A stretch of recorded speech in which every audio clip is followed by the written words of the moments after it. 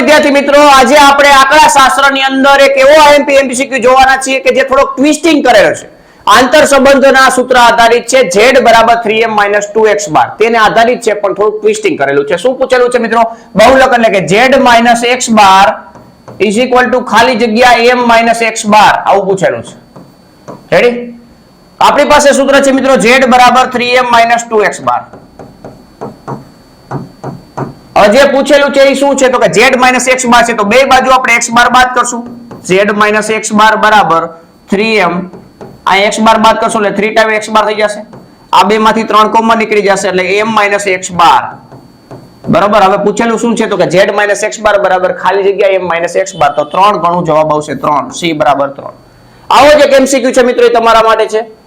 આનો આન્સર છે કમેન્ટમાં આપવાનો છે. z - m બરાબર m - x બાર ખાલી જગ્યા m - x bar. Thank you.